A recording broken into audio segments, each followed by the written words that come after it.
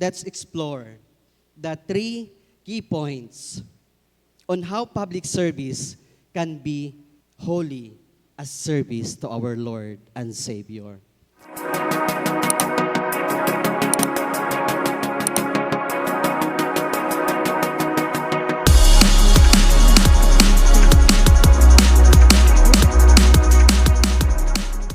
Shall we all stand for the reading of God's Word? Our scripture is in Romans chapter 13, verses 1 to 10. And if you have found it, say amen. Hallelujah. Romans chapter 13, verses 1 to 10. We will read it alternately. I'll read verse 1, and you'll read verse 2, and together in verse 10. Romans chapter 13, verses 1 to 10. Verse 1, let every soul be subject to the governing authorities, for there is no authority except from God, and the authorities that exist are appointed by God. Verse 2,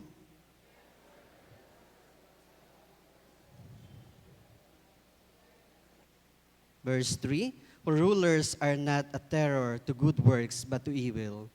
Do you want to be unafraid of the authority? Do what is good, and you will have praise from the same. Verse 4. Verse 5, therefore you must be subject, not only because of wrath, but also for conscience sake. Verse 6.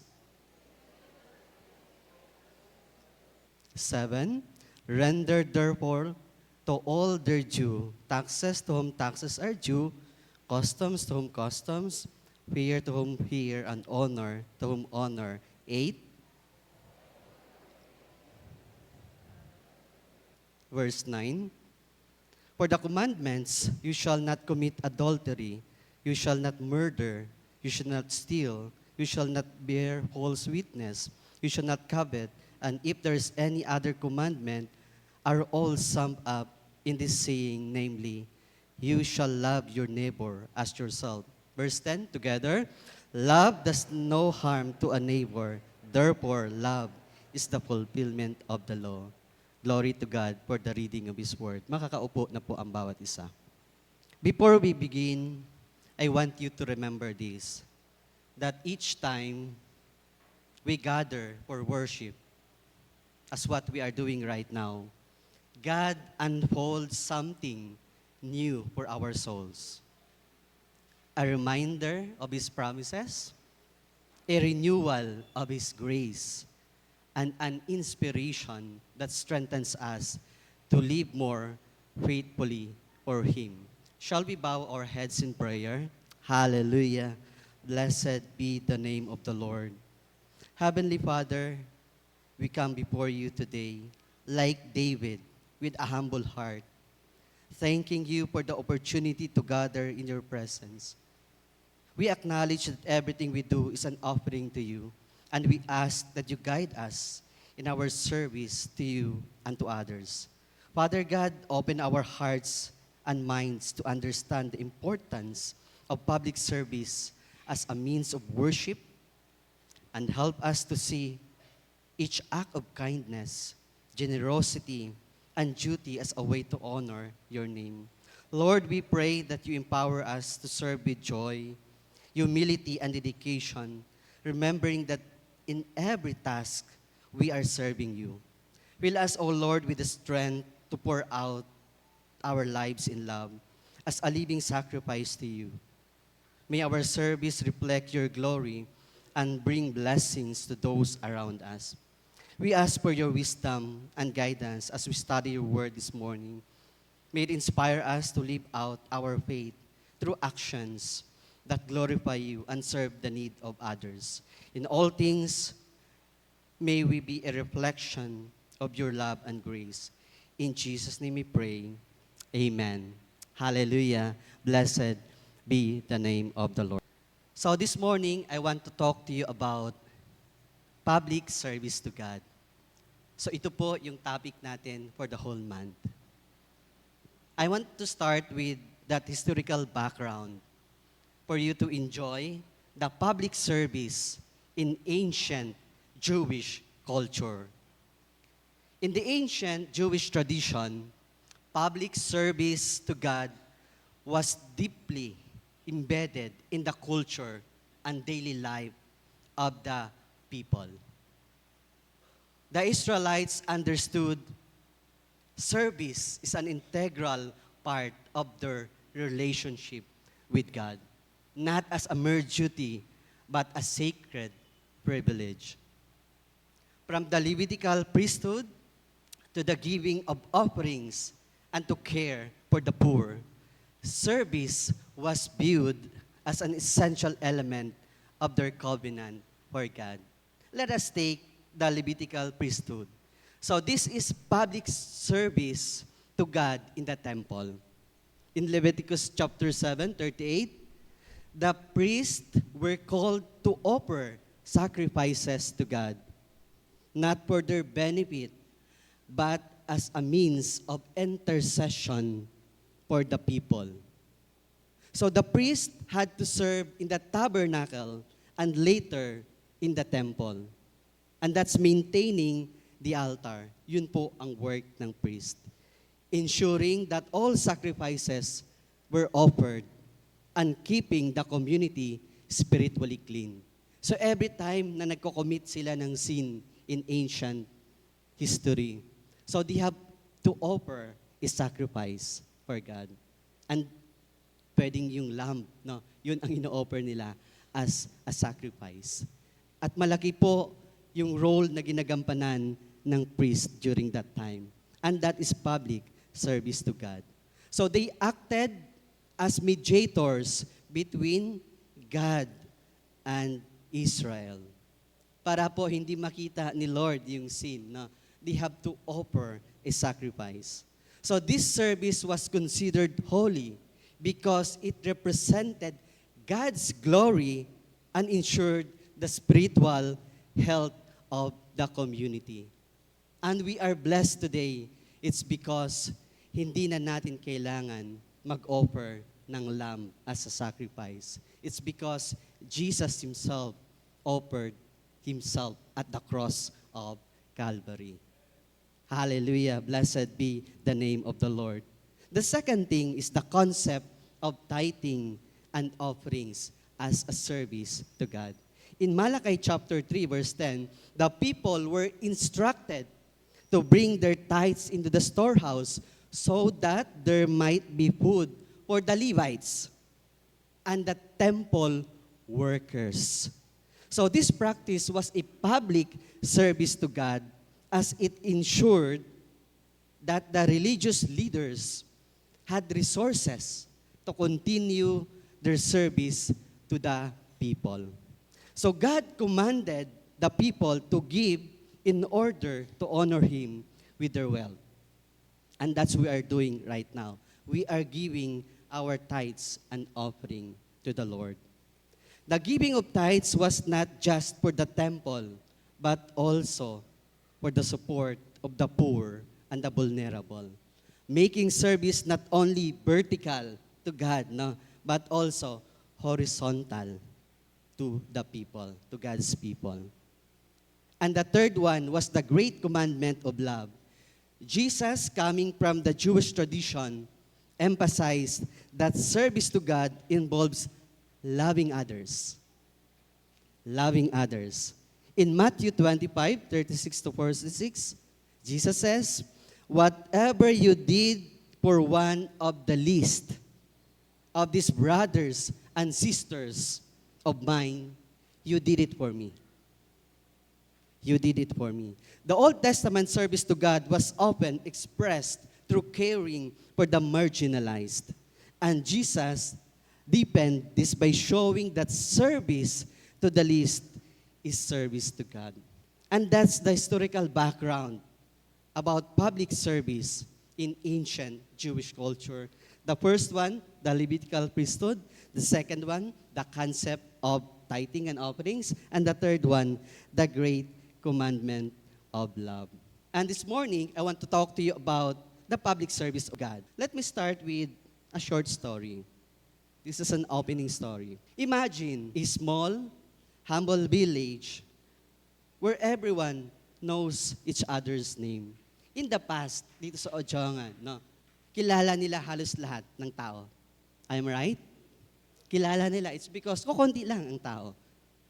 So, in the center of this village lives an elderly woman named Lola Maria, who has spent years faithfully serving her community. She is not an official position, hindi po siya barangay officials, hindi rin po siya officers, but she has a deep impact. Every morning, she wakes up early to pray for the well-being of her neighbors. As Christians, ginagawa po ba natin yon? And then, she helps deliver food to families in need. When the sick needs visits, she is the first to offer her time. Her service is quiet, unseen by many, but she does it faithfully for the Lord. And one day, a young man who had just moved to the village was walking down the road, struggling with heavy boxes. And without hesitation, Lola Maria walked over, offered to help. Imagine, at her age, and insisted that he come with her for a cup of tea. So later that evening, as they sat together, the young man said, "I've never seen anyone in my life serve so joyfully." And he asked, "How do you do it?" And Lola Maria smiled and replied, "I do it because I am serving God. All of my service, no matter how small, is for His glory." So this morning, his story reminds us that public service, whether large or small, is ultimately about our service to God. We often think of service as something about secular, but when we shift our perspective, we realize that every act of service is an offering to God. Let us first define public service to God. It is the act of serving others in a way that honors and reflects God's will. It involves fulfilling duties, responsibilities, and roles, whether in leadership, work in life, or daily life, with the understanding that all service, big or small, is ultimately an offering to God. Brothers and sisters, it is an act of ministry that meets the needs of others, builds up the community, and reflect the love of Christ. Hallelujah. Yes, of course, it requires a lot of sacrifice, humility, and the willingness to pour out one life for the well-being of others, all while keeping God at the center of the service. My dear brothers and sisters, public service to God is not just about serving in church or doing a visible work for the kingdom. It is about recognizing that every task, every responsibility, and every act of kindness is an opportunity to honor God. In Romans, in Corinthians, and Philippians, and other passages, Paul teaches us that our service, whether you work in government or in community or even at home, it is not just for the people. It is ultimately an offering to God. Hallelujah. Blessed be the name of the Lord. So this morning, let's explore the 3 key points on how public service can be holy as service to our Lord and Savior. Point number 1, public service begins with recognizing God as the ultimate authority. In Romans chapter 13, verse 6, "This is also why you pay taxes, For the authorities are God's servants who give their full time to governing. Just like in the story of Lola Maria, who served others because of her love for God. Our service begins with the understanding that all authority and service belongs to God. In Romans 13, Paul teaches us that those who are in leadership positions, from the government to church roles, are God's servants. The authorities and those who serve others have been placed there by God for a purpose.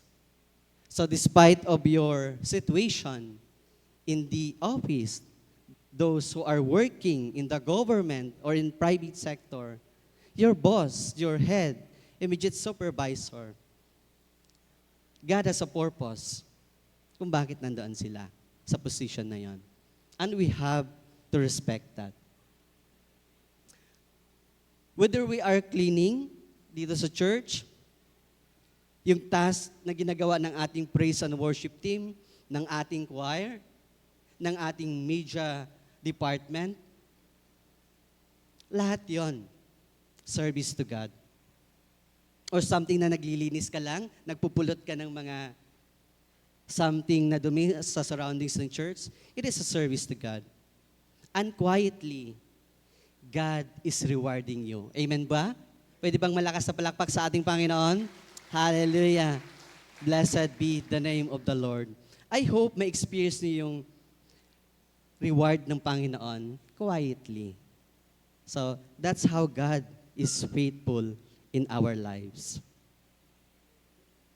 Every task is an opportunity to serve Him. But there were times, it's because of our jobs, demanding yung ating trabaho. Kaya wala na tayong time to serve sa church or mag-perform ng ministry to Him. Gaano ba kabisi ang isang ordinary employee or isang professor sa isang university? Katulad ni Brother RJ, no?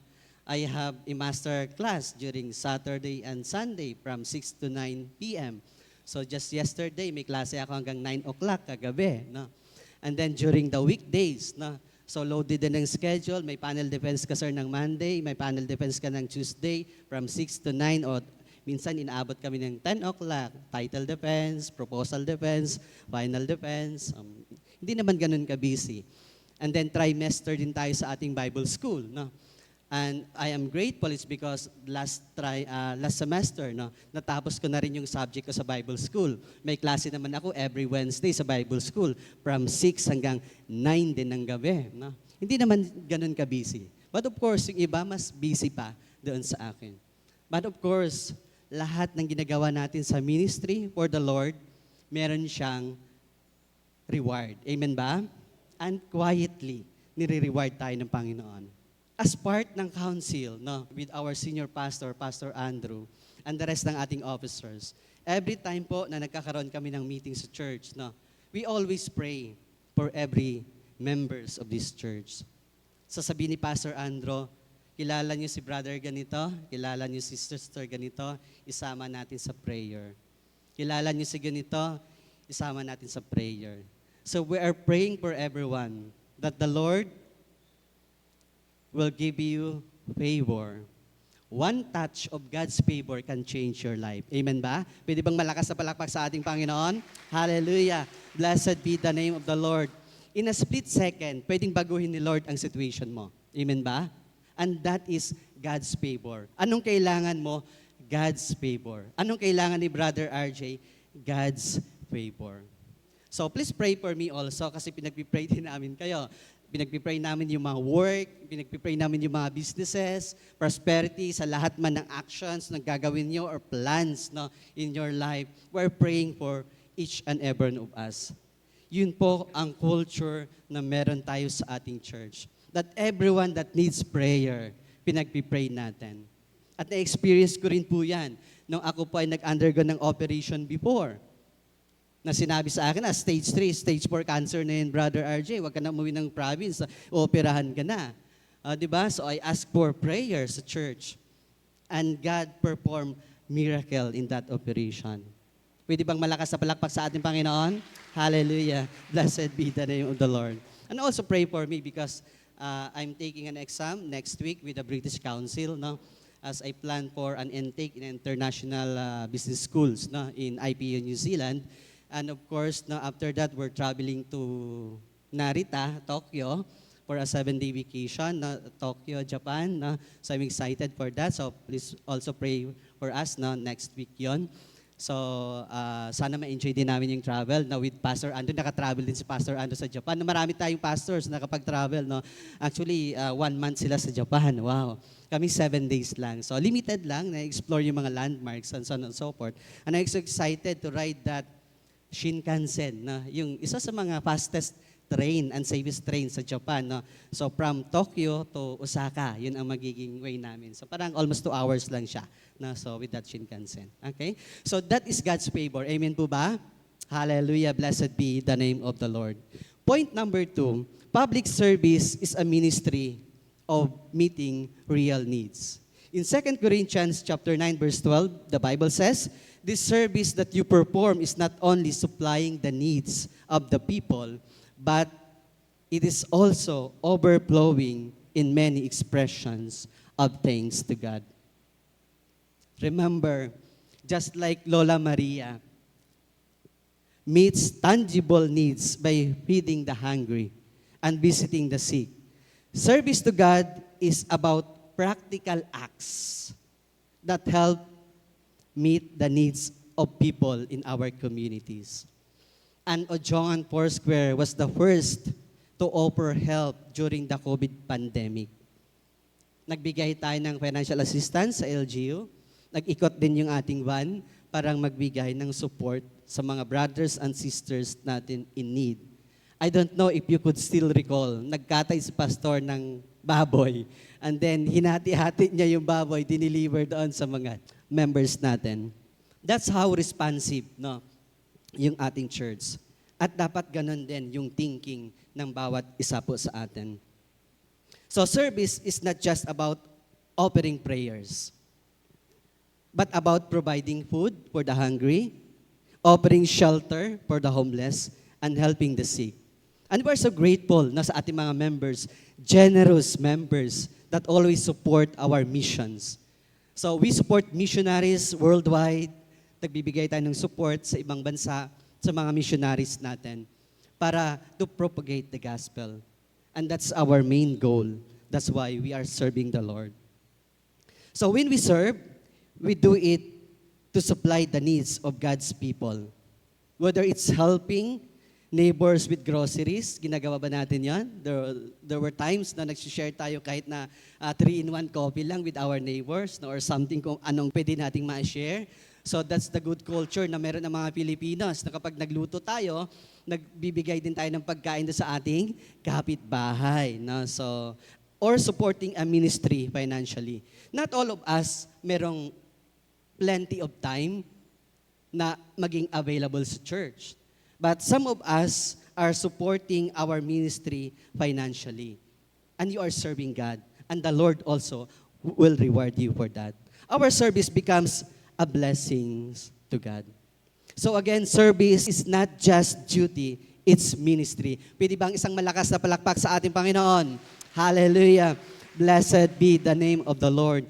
Kahit gaano ka-hectic yung schedules natin, we should find time para maglingkod sa ating Panginoon, financially or physically, present tayo sa church, or we pray for our brothers and sisters in Christ. Ganun po ang culture na meron tayo sa Foursquare. And we're so happy po dito sa ating church that our members are truly generous and willing to help others in need. And with that, God is blessing you. I know you could still recall generational blessings. So bakit nabibless yung generation ngayon? It's because of our forefathers. Amen po ba?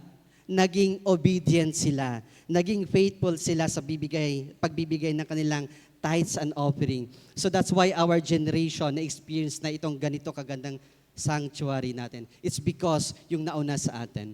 And with that, yung decision naman na gagawin natin today would reflect naman after 20 years or 30 years sa susunod naman ng generation ng mga pastors ng Ojongan Foursquare. So sila naman ang magbe-benefit sa pinapatayo natin na parsonage building para sa mga susunod din na pastors ng Ojongan Foursquare. Sabi ko nga, ang ganda ng plan ng Ojongan, ng ating blueprint, paano, Sir RJ, yung building na old. Of course, no, I don't know if in our time ni Pastor Andrew, mapapademolish natin yan or makakapagtayo tayo ng building. Sabi ko, if not in our time, Pastor, maybe the next generation na mga members natin, sila naman ang magpapatayo. Kung hindi lang 3-story yan, baka 5-story building pa ang kaya nilang ipatayo para sa Lord. Pwede bang malakas na palakpak sa Panginoon? Hallelujah. Blessed be the name of the Lord. That's the second point. Public service is a ministry of meeting real needs ng ating mga members. Mari sabihin natin, hindi ko na ibibigay ito kasi baka ma-offend siya kasi pangit na itong ibibigay ko or something ganito eh. So kung pagbibigay tayo, best din. Pero it doesn't matter kung small. It's because, who knows, kailangan niya yun eh. Kailangan niya yun. Hallelujah. So point number 3, public service to God requires a life poured out in worship. So in Philippians chapter 2 verse 7, the Bible says, "But even if I am being poured out like a drink offering on the sacrifice and service coming from your faith, I am glad and rejoice with all of you." Hallelujah. Napaka-strong ng message na yon. Service to God can be sacrificial. Yes. Sa mga work natin, we do a lot, we sacrifice a lot because anong hinahabol ng karamihan? Promotion. Kailangan ko itong gawin kasi kailangan ko ma-promote. And it often requires us to pour out ourselves out.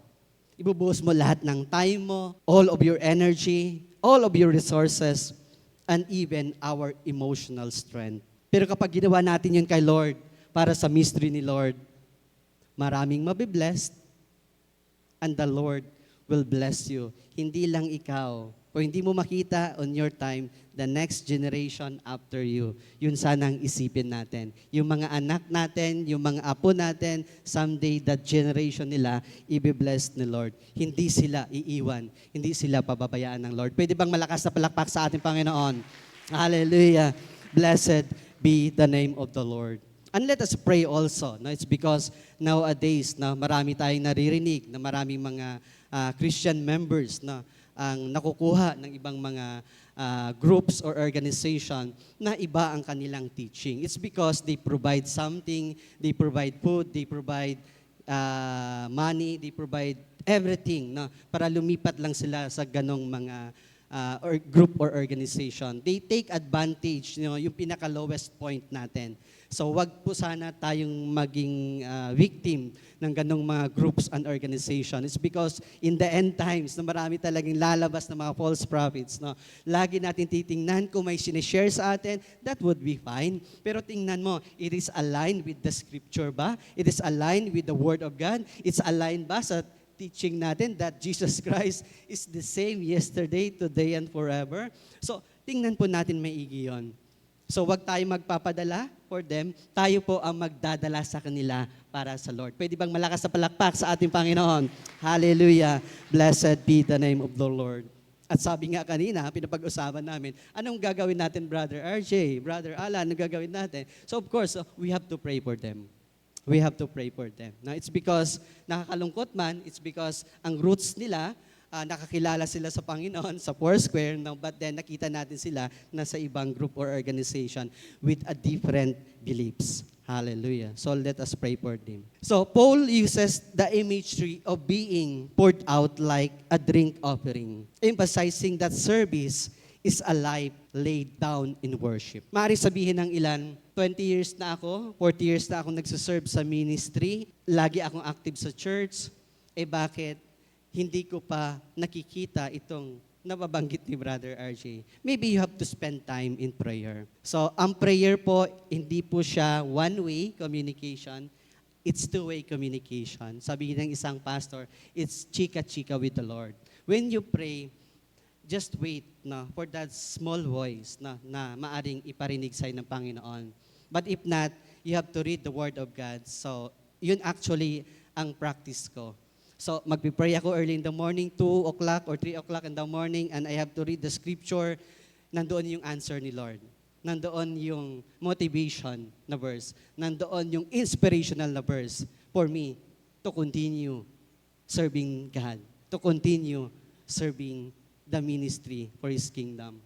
For almost 8 years na rin, no, nagtiteach ako sa Bible school, no, hindi tayo tumatanggap ng any honorarium. No? Nung face-to-face pa yung klase, ako pa nagdadala ng merienda. Ako pa nagpapamerienda sa mga Bible student natin sa Bible school. I know, no, lahat tayo may iba't ibang calling no, sa ministry. No? But always remember, hindi natin ginagawa ito to please somebody. Na makita ng iba na, si Brother RJ, meron pala siyang ginagawa, pero hindi ko siya nakikita halos sa church. Kasi nga, meron tayong ministry sa Bible School. Meron tayong ginagawa na ibang mga ministry to support them. No? Something na ganon. But of course, no, we will try our best. No? So minsan nagpapaalam din kami kay Pastor Andrew, bigyan mo muna kami ng kaunting time is because we are praying for something. No? So I have to work on this muna, and then after that, so yeah, makikita naman natin no, kung we will continue this sa ganitong mga paths, so on and so forth. Always remember, no, mag-seek tayo ng counsel na nanggagaling sa ating Panginoon. So our pastors, we have a lot of pastors in this church. No? Pwede kayong mag-message or pwede kayong lumapit sa kanila, lalo na kapag mga big decisions yung gagawin natin sa buhay. So like Lola Maria, no, he did not serve for recognition, and neither should we. Maaaring hindi nakikita ng tao yung ginagawa natin. True service is often unseen. Madalas hindi siya nakikita.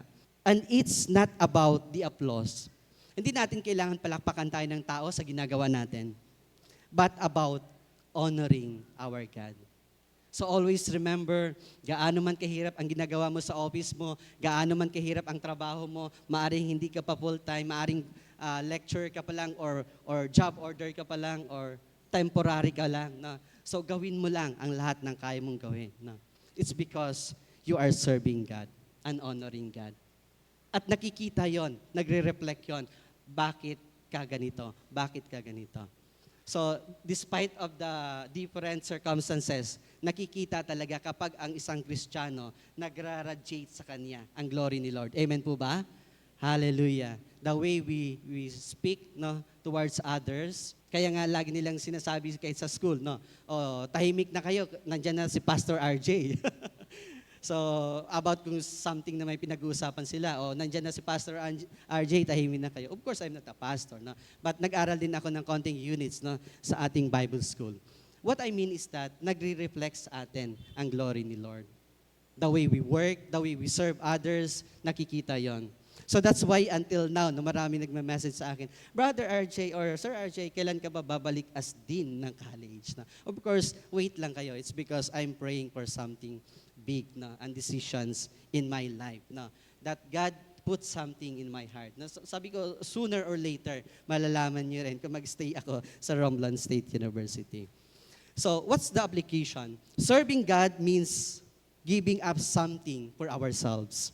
Whether it's our time or our money or energy, we serve God with gladness because we know our service is a form of worship. And as we end for our conclusion, so public service to God is not just about visible roles or titles. Kahit hindi ka council member, kahit hindi ka president ng UFM, kahit hindi ka officer sa church, that would be fine. As long as yung heart natin nandoon sa ating Lord to give whatever na meron tayo. It's about a heart of service that sees every task as an offering kay Lord. Maaring financially, medyo nagsastruggle tayo. Pero yung physical strength natin nandyan, we can still serve the Lord. And we're so happy na makita yung ating mga brothers and sisters, despite na meron silang karamdaman, nakikita natin, naka-wheelchair sila, uma-attend pa rin ng church. How much more to some that they are physically strong. No? Gawin natin ang lahat para sa ating Panginoon. So the first one, again, recognize that all authority and service ultimately belong to God and do everything for His glory. The second one, Meet real needs with generosity and love. Hindi yung magbibigay ka, may sasabihin ka pa. Di ba? So pag nagbigay ka, talagang galing sa puso mo na binigay mong tulong para sa Kanya. Not just for recognition. Yung iba ngayon, magbibigay, magpapapicture pa sa social media. Bakit? Ipopost niya yun na nagpakita siya ng help, nagbigay ng ayuda, 5,000 pesos sa mga tricycle drivers. Sa iba naman yon. Not just for recognition, but as ministry to God's people. Yun po ang lagi natin isipin. And we are so blessed, no? It's because marami tayong nag-work na sa ating mga ministries na hindi nila kailangan ng applause, hindi nila kailangan ng recognize, pero out of their pocket, na nagbibigay sila para lang doon sa iba't ibang ministry. Actually, ang Odjongan po, ang may pinakamalaking ministry na ginagampanan. Social media, lahat, sobrang dami. Minsan nga, pinapag-usapan namin sa council, no, parang na-over na. No? So I don't know kung burnout na ba ang nararamdaman ng iba. Pero sabi ko, it's okay. It's because we are serving not the people. We are serving our true and only God. Pwede bang malakas na palakpak sa Panginoon? Hallelujah. Blessed be the name of the Lord. And the last one, be willing to pour out your life as a sacrifice. Sabi ko nga, I'm already 44 years old. No? Sabi na iba, bata pa yan, of course. No? So sabi ko naman, na-serve ko na yung kalahati ng buhay ko. Of course, aabot pa ba ako ng 80 years old? Aabot pa ba ako ng 70? I don't know. The Lord knows kung hanggang kailan tayo. But sabi ko, as long as merong strength, anytime na nagme-message sa akin ang registrar ng Bible School, Sir RJ, available ka ba magturo ngayong semester? Hindi na ako nag-iisip. Now, without thinking na yon, yes na, hindi ko alam kung anong time yon or anong schedule niya, i-work out ko na lang after, no? As long as para kay Lord, gagawin ko yon. No? So, ganun po dapat tayo. No? So, lahat ng pwede nating ibigay natin sa ating Panginoon. I know may iba-iba tayong ministry na ginagampanan, but always remember, lahat po yon may reward sa ating Panginoon. Hindi man sa atin personally, but to your children. Ito po yung lagi namin sinasabi na generational blessings. Maybe we are blessed today, it's because of our forefathers na nauna po sa atin. So understanding that every act of service is a worship to God. So kung gusto natin mag-worship sa ating Panginoon, mag-serve po tayo sa Kanya. So let us not serve out of duty. Wag po duty but out of devotion.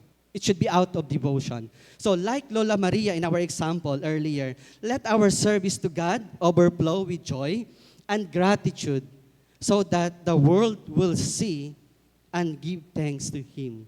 At wala nang iba, kundi ang ating Diyos na pinaglilingkuran, Jesus Christ. Pwede bang malakas na palakpak sa ating Panginoon? Hallelujah.